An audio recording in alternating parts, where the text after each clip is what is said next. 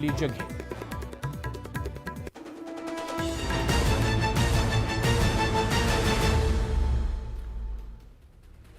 नाज़रीन आदाब, इस्तकबाल है, मैं हूं आपके साथ अबू हुरैरा। हिंदुस्तान और पाकिस्तान के दरमियान क्रिकेट का मैच हो और इसके नतायज पर दिल न टूटे या गुस्सा न भड़के, ये भला कैसे मुमकिन है।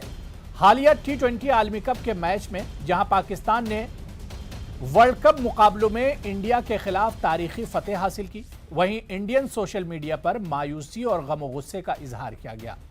आम तवक्कुआत के बरक्स मुकाबला कांटे का नहीं बल्कि यकतरफा साबित हुआ और शायद यही वजह थी कि सोशल मीडिया पर टीम इंडिया के फैन और चाहने वाले अपनी टीम की शिकस्त की वजूहात तलाश करते नजर आए। हिंदुस्तान और पाकिस्तान में वैसे भी क्रिकेट मजहब और अकीदत की हद तक सरायत कर चुका है और हर दूसरा शहरी इसका पंडित भी है। लेकिन सवाल यह है कि खेल को मजहब से जोड़कर क्यों देखा जाता है, किसी खिलाड़ी की परफॉर्मेंस को मजहब की बुनियाद पर क्यों परखा जाता है। पाकिस्तान में एक मिनिस्टर ने कह दिया कि यह जीत पाकिस्तान की नहीं बल्कि पूरे इस्लाम की है, तो वहीं सोशल मीडिया पर पाकिस्तान की जीत का विलन हिंदुस्तान के तेज गेंदबाज मोहम्मद शामी को बनाकर पेश किया गया। आखिर समझ से बालातर है कि यह खेल है या फिर जंग। आज इसी को हम समझने की कोशिश करेंगे। बहुत खास मेहमान मेरे साथ जुड़े हुए हैं, बहुत जल्दी अपने मेहमानों का आपसे तारुफ करा देता हूं। मेरे साथ सुलेमान मोहम्मद खान साहब जो कि स्पोक्स पर्सन है कांग्रेस की तरफ से हमारे साथ जुड़े हुए हैं। फसाहत अली साहब एक्स रणजी खिलाड़ी हैं, अलीगढ़ से मेरे साथ जुड़े हुए हैं और बाकायदा क्रिकेट के काफ़ी माहिर हैं वो। मेरे साथ अजय सहरावत जी जो कि स्पोक्स पर्सन है बीजेपी के, वो भी इस वक्त डिबेट का हिस्सा है। सभी मेहमानों का बहुत इस्तकबाल है न्यूज़ 18 उर्दू में। मैं सबसे पहले सुलेमान मोहम्मद खान साहब आपसे ही शुरुआत करना चाहूंगा। सुलेमान मोहम्मद खान साहब, खेलों को कहा जाता है कि एक जरिया है दिलों को जोड़ने का, आपस में मोहब्बत बढ़ाने का, भाईचारा बढ़ाने का, बल्कि जो एक मुल्क से दूसरे मुल्क की जो बाउंड्री होती है, जो सरहद होती है, उसे भी जोड़ने का काम ये खेल करते हैं, एक एम्बेसडर और सफीर का काम करते हैं। लेकिन यहां पर जब बात हिंदुस्तान और पाकिस्तान की होती है तो फिर बात नफरत की खेल में कैसे शुरू हो जाती है? देखिए, आपने बिल्कुल ठीक कहा कि कोई भी खेल का मुकाबला हो, इवेंट हो, उसमें जो मुख्तलिफ मुल्कों के दरमियान मुकाबले होते हैं वो एक तरह से डिप्लोमेटिक रिलेशंस को भी बेहतर करते हैं। वो तो क्या रिलेशंस हैं भारत के और पाकिस्तान के हमारे सामने है और सरकारों ने क्या कारकर्दगी की। जहां तक इस मैच का ताल्लुक है, किसी दिन कोई भी जीत सकता है। हर टीम चाहती है कि अच्छा परफॉर्मेंस दे और हर प्लेयर चाहता है कि वो बेस्ट परफॉर्मेंस दे। और इंडिया और पाकिस्तान का जो हाई प्रेशर गेम होता है, दोनों मुल्कों की आवाम पूरी तरह से उस मैच को बहुत ही शिद्दत से और वक्त निकाल के देखती है, तो नेचुरली लोगों के रिएक्शंस होते हैं, इमोशंस होते हैं, लोग दिल से जुड़े होते हैं। लेकिन जिस तरह का वाकयात कल परसों से जब से मैच हुआ और उसके बाद जो लोगों के रिएक्शन आए वो बड़े हैरत अंगेज हैं। और भारत में जिस तरह से मैच हारने के बाद ये बात सबने मानी, विराट कोहली हमारे कप्तान ने भारत की बात मानी कि पाकिस्तान ने उस दिन बहुत ही आउटस्टैंडिंग क्रिकेट खेली। सुनील गावस्कर साहब ने कहा वो हैमरिंग थी, वो लॉस नहीं था बिग लॉस, वो हैमरिंग थी, तो सबने मानी। अब उसमें मोहम्मद शामी को टारगेट करना कि इसने खराब गेंदबाजी करी और 40 रन दे दिए, तो किसी भी बॉलर को कोई मौका नहीं मिला। मैं समझता हूं इंडिया को कोई चांस भी नहीं मिली, कोई कैच का चांस भी नहीं मिला। और उस पे मोहम्मद शामी को टारगेट करना, ट्रोल आर्मी पूरी ट्विटर पे उनके पीछे पड़ जाना, ये सिर्फ मैच की हद तक महदूद नहीं है हुरैरा।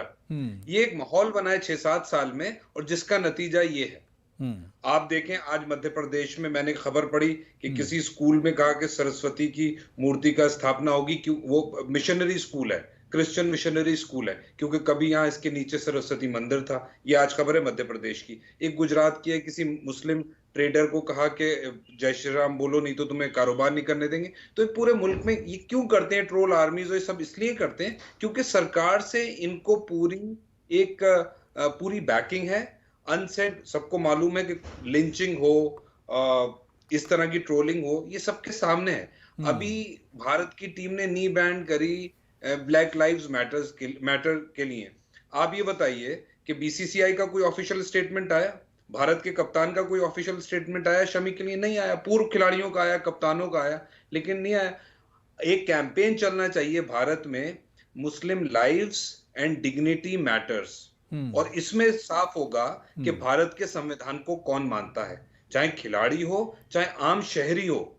मुस्लिम लाइव्स एंड डिग्निटी मैटर्स, ये इंपॉर्टेंट है। जो इस बात को माने वो ठीक, जो नहीं माने उसका फैसला आवाम बिल्कुल करे। नहीं, बिल्कुल। अब जाहिर सी बात है कि हम आखिर कहाँ जा रहे हैं, या समाज हमारा कहाँ जा रहा है कि हम खेल को भी अब मजहब से जोड़ रहे हैं। और मैं अपने तमाम नाजरीन को भी बता दूं कि सुलेमान मोहम्मद खान साहब एक सियासी पार्टी से ज़रूर जुड़े हुए हैं, कांग्रेस के तर्जुमान हैं, लेकिन अलीगढ़ मुस्लिम यूनिवर्सिटी की जो यूनिवर्सिटी की टीम थी क्रिकेट की, उससे उसे रिप्रेजेंट भी करते थे और उस टीम से भी सुलेमान मोहम्मद खान साहब खेलते रहे हैं। मैं सहरावत साहब आपके पास आऊंगा। अजय सहरावत जी, क्या अब खेल में भी मजहब को देखा जाएगा? जो खिलाड़ी है क्या उसके मजहब को भी देखा जाएगा? जो कुछ मोहम्मद शामी को लेकर हुआ, इसे किस तरह से देखा जाए? देखिए, पहली तो जो मोहम्मद शामी के साथ आप कह रहे हैं ट्विटर पर ट्रोलिंग हुई, पहली बात तो किसी ने आधिकारिक तौर पर मोहम्मद शामी को कुछ नहीं कहा। मोहम्मद शामी उतना ही खराब खेले जितना रोहित शर्मा खराब खेले, या जितना केएल राहुल खराब खेले, या जितना बुमराह खिलाफ खेले। मुझे लगता है सभी खराब खेले, तभी तो हम मैच आ रहे हैं। तो मैं तो नहीं मानता किसी ने मोहम्मद शामी को अलग से टारगेट किया है, या पाकिस्तान की तरह किसी हिंदुस्तानी मंत्री ने खड़े होकर कहा कि मोहम्मद शामी पर कोई धार्मिक टिप्पणी करी हो। अगर आप एक ट्विटर ट्रोल्स के सहारे अपनी परसेप्शन बिल्ड करना चाहते हैं, क्या देश ट्विटर तो नहीं देश चलाता है, ट्विटर तो प्रशासन नहीं चलाता है, ट्विटर तो कॉन्स्टिट्यूशनल दायरे में भी नहीं आता है। कोई रैंडम अकाउंट कुछ लिख दे रहा है, कोई ट्रेंड चला दे रहा है, उसकी कोई जात नहीं है, उसका कोई अकाउंट नहीं है, उसकी कोई क्रेडिबिलिटी नहीं है, और आप उसको मान करके पूरे इंडियन कॉन्स्टिट्यूशन और पूरे इंडियन प्रशासन को लताड़ रहे हो। मुझे लगता है इससे खराब सोच नहीं हो सकती। हमने तो नहीं कोई टिप्पणी दी। मैं भाजपा से हूं, मैं कह रहा हूं शम्मी हमारे लिए गौरव की बात है। मैं खुद यहाँ पर स्टैंड ले रहा हूँ, लोग बताओ।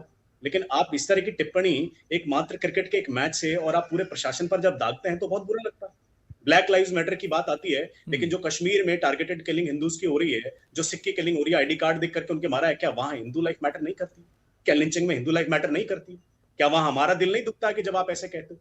शेख रशीद वहां का जो पाकिस्तान का मंत्री है खड़ा होकर के कह देता है ये तो पूरे दुनिया के मुसलमानों की जीत है। क्या वहां के हिंदुस्तान के मुसलमानों ने क्या उस पर कोई स्टैंड लिया? क्या किसी ने आगे बढ़कर कहा कि नहीं हम हिंदुस्तान के मुसलमान, आप मुसलमानों से अलग है? नहीं लिया। अगर आप पैलेस्टाइन पर बोल सकते हैं तो आप इस पर भी तो बोल सकते हैं। आप वहां पर अपना स्टैंड क्लियर कीजिए ना। वकार यूनिस वहां पर खुलेआम टीवी डिबेट में कह रहा है कि मुझे तो इसकी बैटिंग से ज्यादा उसका नमाज पढ़ने का स्टाइल अच्छा लगा क्योंकि वो हिंदुओं के बीच में नमाज पढ़ रहा था। ये हेटरेड स्टेटमेंट इंडिया ने दिया कि पाकिस्तान ने दिया?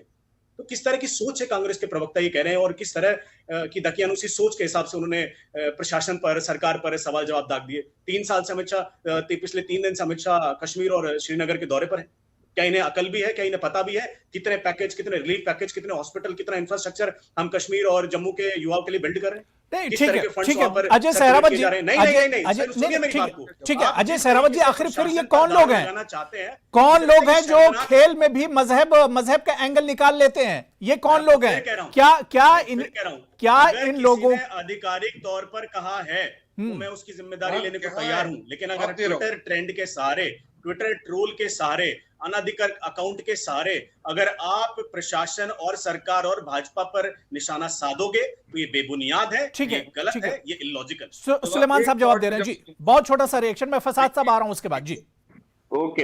एक तो बहुत छोटी बात उन्होंने कहा कि ट्विटर ट्रोल्स और ये करते हैं। इस पे देखिए, इसी तरह से भीड़ लिंचिंग करती है, इसी तरह से ट्रोल आपको टारगेट करते हैं। का तो जवाब नहीं दे सकता। मैं भाजपा प्रवक्ता हूं, मैं हिंदू हूं, मैं कह रहा हूं शम्मी मेरा गर्व है, मोहम्मद शम्मी मेरे घर का खिलाड़ी है। मैं कह रहा हूं, आप मेरी तो सुनिए। आपको ट्विटर अनाधिकृत लोगों पर विश्वास है, मैं एक आधिकारिक प्रवक्ता कह रहा हूं कि मोहम्मद शम्मी हमारे भारत का गौरव है। बताइए इस बात में। ठीक है अजय सहरावत जी सुन लीजिए, फिर मैं आपका रिएक्शन भी ले लूंगा, आपका जवाब ले लूंगा। सुन लीजिए सुलेमान जी कुछ कह रहे हैं जी। सिखों की, मुसलमानों की, हिंदुओं की, पाकिस्तान की सब बातें करी। एक छोटी सी याद दिला दूं, इनकी शॉर्ट मेमोरी है आरएसएस और बीजेपी वालों की। 2015 में दिल्ली का चुनाव हो रहा था, नरेंद्र मोदी की कैबिनेट में साध्वी नरेंद्र ज्योति मंत्री थी। उन्होंने स्पीच में दिल्ली में कहा था कैपिटल में, कल एक मैच होता है उसके लिए कश्मीर में सेलिब्रेशन मनाया जाता है, उसके लिए उन लड़कों पर यूएपीए लगता है, आप उस पर बात नहीं कर रहे हैं। आपको अभी भी इलेक्शन याद आ रहा है? आप मैच के अंदर राजनीति कौन ढूंढ रहा है? साहब मैं ढूंढ रहा हूं कि आप ढूंढ रहे हैं? तो ढूंढने नहीं दोगे। यही तुम्हारी फासिस्टों की यही प्रॉब्लम है। चलिए ठीक फासिस्टों की है, यही ठीक है, आपने मेरे को फासिस्ट भी बना दिया। नहीं ठीक है, देखिए आपके दिमाग में देखिए जो जबान का जहर ख्याल है, रखिए, जबान का मैं ख्याल चाहे रखिए। कितना भी पक्ष ले लूं, ठीक है, आपके दिमाग में जो जहर होता है, चलिए ठीक है, ठीक है, देखिए मैंने दोनों लोगों को टाइम दे दिया, सहरावत जी आपको भी, सुलेमान खान साहब आपको भी, मैंने दोनों लोगों को टाइम दे दिया। फसाद साहब बहुत देर से वेट कर रहे हैं। फसाद साहब, सर एज अ क्रिकेटर किस तरह से आप देखते हैं जब इस तरह की बातें होती हैं कि एक खिलाड़ी को भी मजहब के चश्मे से देखा जाता है और एक खिलाड़ी के परफॉर्मेंस को धर्म की बुनियाद पर उसे नापा जाता है और उसे देखा जाता है? कैसा महसूस करते होंगे आप लोग? मैं अबू जी, मैं कोई भी पॉलिटिकल या मैं कोई भी कम्युनलिज्म पे बात नहीं करने आया हूं, because I am a former cricketer और रणजी ट्रॉफी।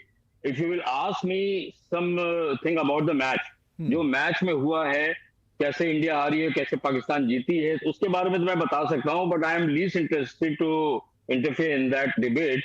आप हमसे अगर क्रिकेट की टिप्पणी लेंगे कि मैच का जो शामी का जो ड्रॉबैक था या राहुल का था, वो मैं बता सकता हूँ। If you are agree then I will continue, क्योंकि मैं कोई पॉलिटिकल या कोई मैं उसमें नहीं इन्वॉल्व होना चाहता और मैं इन्वॉल्व भी नहीं होता इन सब चीजों में।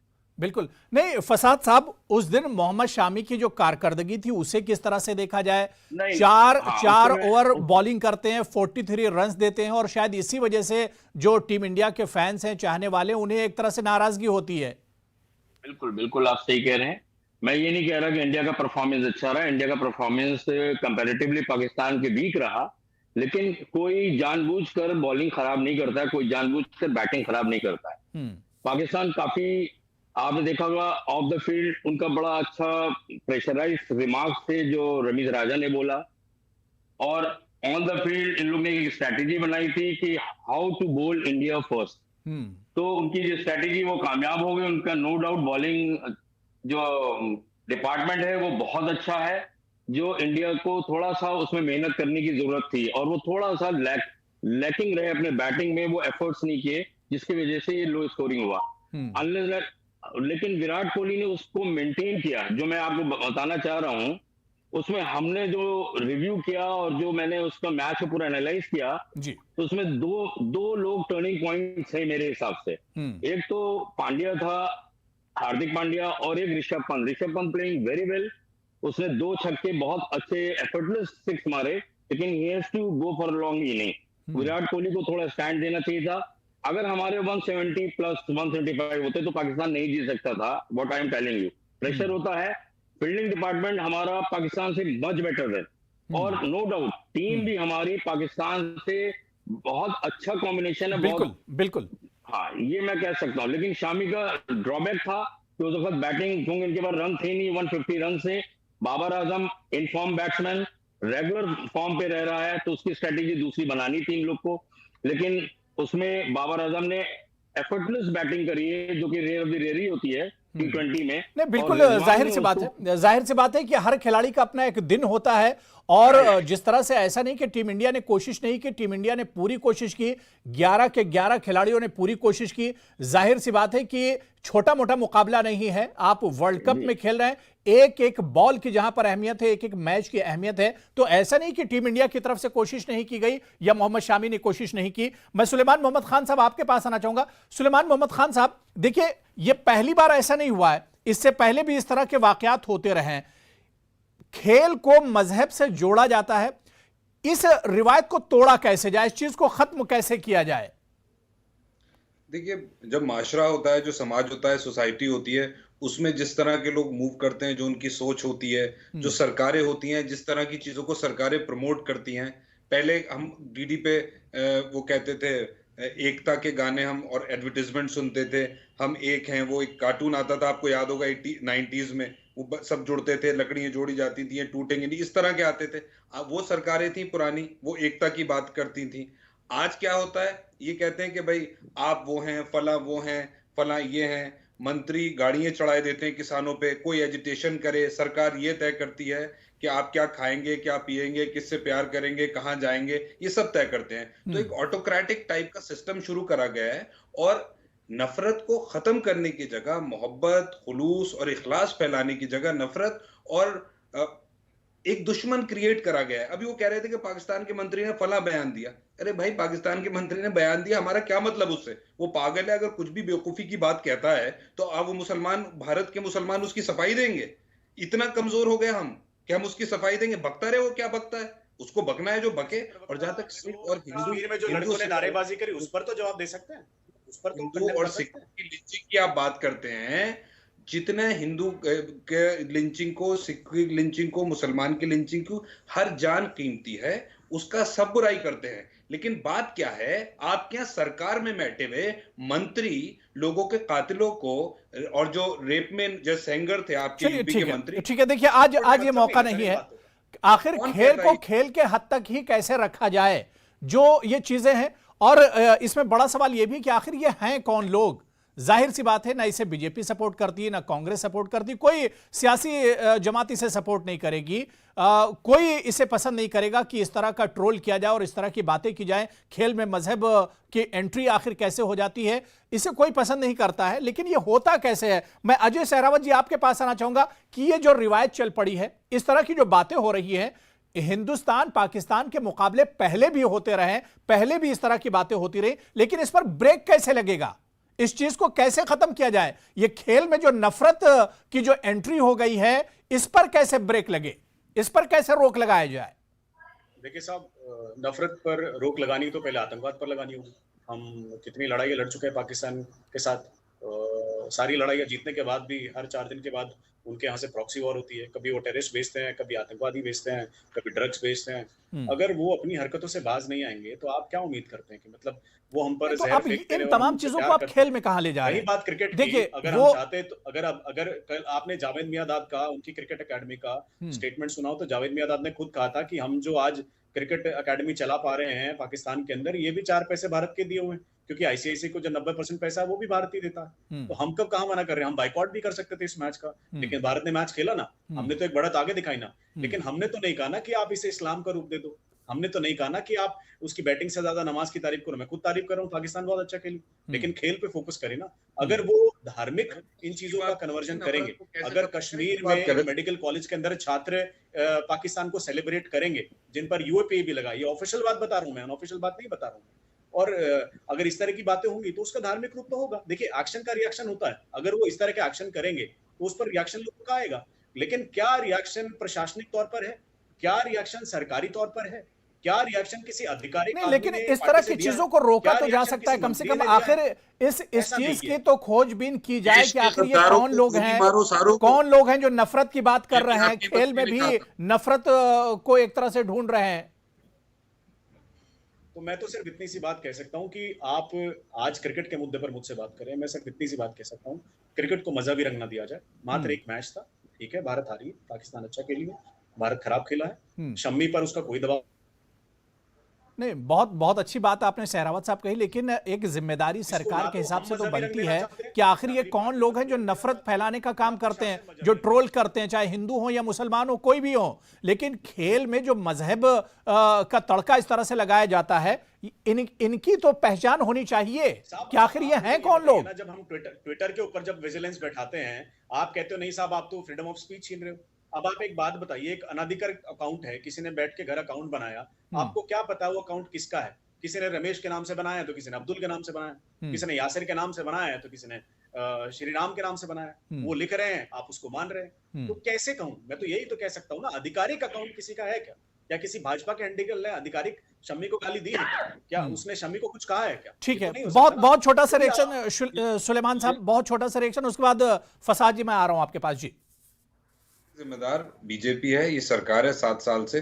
देश के गद्दारों को गोली मारो सालों को, ये भी अनुराग ठाकुर मंत्री ने कहा था। साध्वी निरंजन ज्योति आज क्रिकेट का मुद्दा है, क्रिकेट के मुद्दे पर अगर आपके मुंह में जबान नहीं है और आपकी जबान नहीं खुलती है तो आप मत बोलिए। लेकिन आपके मुंह की गंदगी मैं यहाँ सुनने के लिए टीवी डिबेट पर नहीं आया हूँ। आप कुछ भी बोलेंगे, कुछ भी इल्जाम लगाएंगे बैठ करके, मैं यहाँ बैठ कर टीवी डिबेट पर सुनता नहीं रहूंगा। आप भी लगाम लगा करके बोले, मैं भी लगाम लगा करके बोलूंगा, मैं भी बता रहा हूँ, बात सुनूंगा। लेकिन बात का तरीका, तौर तरीका कैसी होनी ठाकुर ने कहा था, नहीं कहा था ये सुनने के लिए नहीं बैठा, पब्लिक रैली में कांग्रेस के प्रवक्ता की जबान की तरफ इस तरह की बदतमीजी मुझे सुननी नहीं यहाँ पर बैठा। नहीं, चलिए ठीक है। देखिए, लगाम तो उन लोगों पे लगानी होगी जो लोग खेल में भी, खेल के मैदान में भी नफरत का खेल खेलना चाहते हैं। लगाम तो उन लोगों पर लगानी होगी। और ये लगाम कैसे लगेगी, ये चीज तो कम से कम हम लोगों को सोचनी पड़ेगी कि किस तरह से इस पर लगाम लग सकती है। मैं फसाहत साहब, बहुत छोटा सा रिएक्शन, फसाहत साहब, जो लोग आज हिंदुस्तान और पाकिस्तान के मैच की हार का विलन शामी को बताते हैं,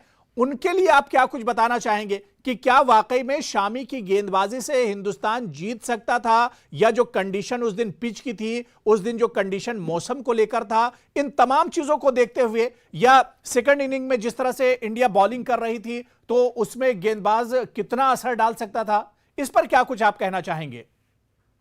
मेरा अबू जी यही कहना है कि जो इन लोग का बॉलिंग वो था, डिलीवरी थी, वो अप टू द मार्क नहीं थी, क्योंकि दोनों इनफॉर्म बैट्समैन खेल रहे थे, रिजवान भी और अपने Babar Azam.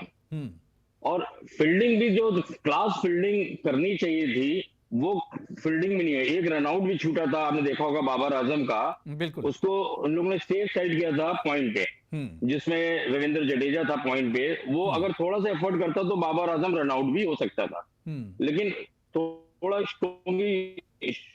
Starting initial stage पे सब सेफ साइड चलते हैं कि T20 में जितना टारगेट ज्यादा दिया जाएगा तो उतना हमको फायदा होगा। लेकिन थोड़ी सी लैकिंग रही है, बॉलिंग में भी रही है, और जब लास्ट में विकेट नहीं गिरते हैं और विकेट इंटैक्ट रहते हैं, बिल्कुल बिल्कुल, जाहिर सी बात है कि शुरू में अगर आप विकेट नहीं गिरा पाते हैं तो एक तरह से दबाव फिर बढ़ता चला जाता है। टारगेट भी अगर कम हो तो इसे पहले से ही एक दबाव रहता है, और जब विकेट नहीं गिरते तो वो दबाव एक तरह से बढ़ता चला जाता है। बहुत बहुत शुक्रिया, लेकिन जाते जाते इतना जरूर कहना चाहूंगा कि ऐसे लोगों की पहचान जरूर होनी चाहिए जो खेल में भी नफरत को बढ़ावा देना चाह रहे हैं या नफरत को हावी होने देना चाह रहे हैं, और ये हमारी आपकी जिम्मेदारी बनती है कि खेल को खेल के हद तक रखा जाए, इसमें नफरत को शामिल न होने दिया जाए।